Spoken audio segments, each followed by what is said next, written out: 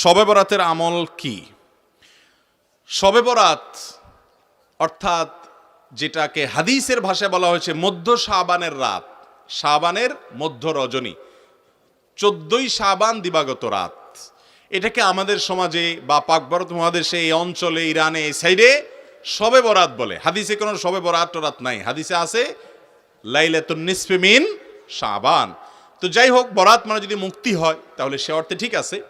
এই রাতে আল্লাহ তাআলা মুশরিক যারা শিরকে লিপ্ত, এই লোকগুলো ছাড়া, হিংসুক ছাড়া, বেদাতে লিপ্ত ছাড়া, যে ব্যক্তি সুন্নাহ মেনে চলতে চায় না, এই লোকগুলো ছাড়া বাকি সব ইমানদারদেরকে সাধারণ ক্ষমা ঘোষণা করেন। আল্লাহর সাধারণ ক্ষমা ঘোষণা পাওয়ার জন্য যদি বলেন যে মধ্য শাবান রাত বা যেটাকে শবে বরাত বলি আমরা, এই হাদিসে যেটাকে মধ্য শাবান রাত বলা হয়েছে, সে রাতের আমল যদি বলেন, তাহলে আমি বলবো শিরিক থেকে মুক্ত হন, হিংসা থেকে, বিদ্বেষ থেকে, শত্রুতা থেকে মুক্ত হন, কারোর পিছে লাগালাগি করেন না, অন্তরে কারোর প্রতি ক্ষোভ, হিংসা থাকলে, শত্রুতা থাকলে মুছে ফেলান, পরিষ্কার হয়ে যান এবং বিদআত থেকে মুক্ত হয়ে যান, সুন্নতকে আঁকড়ে ধরেন। ইনশাআল্লাহ আপনি সাধারণ ক্ষমা আল্লাহর পক্ষ থেকে পাবেন। কথা কি বুঝাতে পারছি? এছাড়া যদি এরাতে কেউ ব্যক্তিগতভাবে আমল ইবাদত করে, অন্য রাতেও করে, এরাতে আল্লাহ ক্ষমা করেন, এতটুকু অন্তত হাদিস দ্বারা সাবেত অবশ্যই আছে।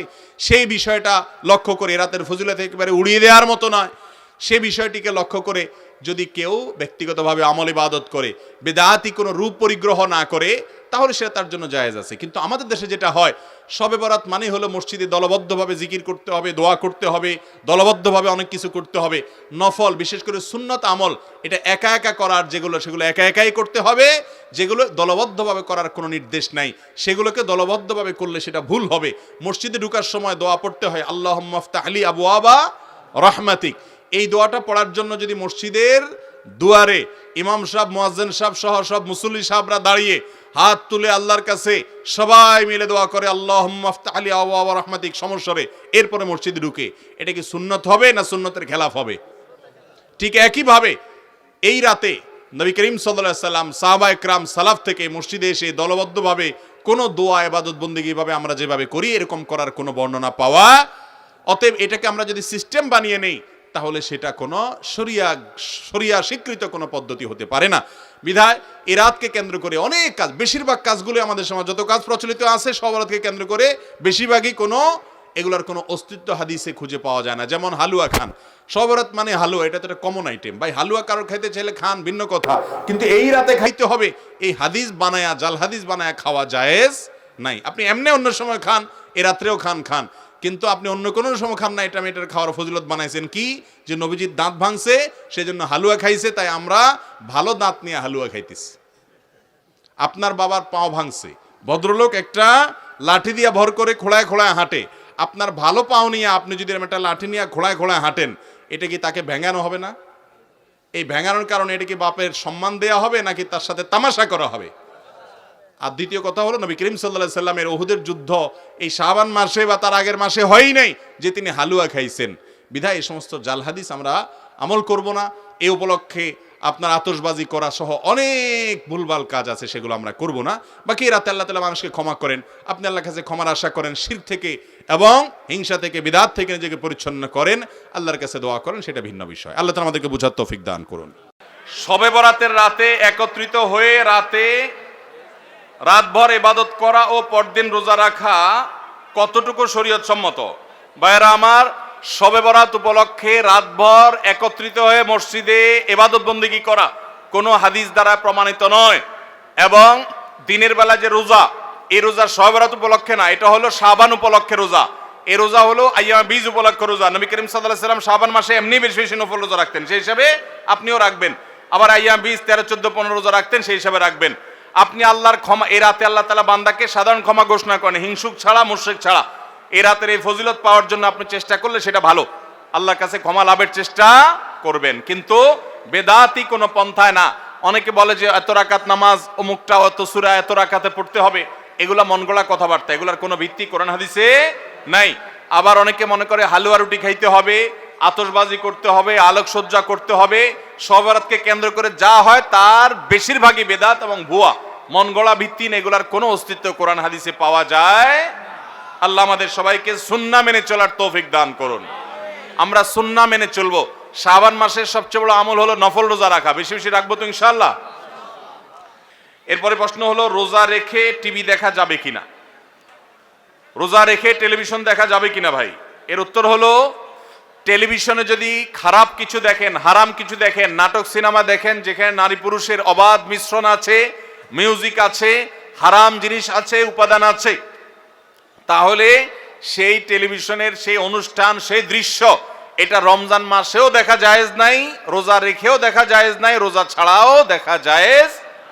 যেটা রোজার বাইরে দেখা জায়েজ আছে সেটা রোজা রেখেও দেখা জায়েজ আছে, যেটার বাইরে দেখা জায়েজ নাই সেটা রোজা রেখে দেখা জায়েজ নাই, সর্বাবস্থায় হারাম। অতএব রমজান মাসে যদি ওইগুলা দেখেন তাহলে গুনাহ একটু বেশি হবে, কারণ ওই যে রমজান মাসে আমল হলো হারাম থেকে বেঁচে থাকা, আর আপনি সেটা বেশি করে করলেন। এই জন্য আমরা চোখের হেফাজত করব। অনেকে আছে রমজান মাসে দিনের বেলা খাবারের রান্না বাড়ার কাজ মহিলাদের নাই, পুরুষদের অনেক ঝামেলা থাকে না, নাস্তার ঝামেলা থাকে না, তো অনেক সময় দেখা যায় আমরা অযথা টেলিভিশনে অনেক নাজায়েজ জিনিসপত্র, আজেবাজে বিষয়গুলো দেখে আমরা সময় নষ্ট করি। আল্লাহ আমাদেরকে হারাম থেকে বেঁচে থাকার তৌফিক দান করুন। রমজানে দোয়া কবুলের সর্বোত্তম সময় কখন?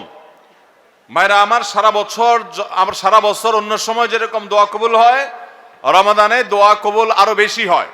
বিশেষ করে রোজা অবস্থায়, সিয়ামরত অবস্থায় সায়েম ব্যক্তি, রোজাদার ব্যক্তির দোয়া কবুল হয়।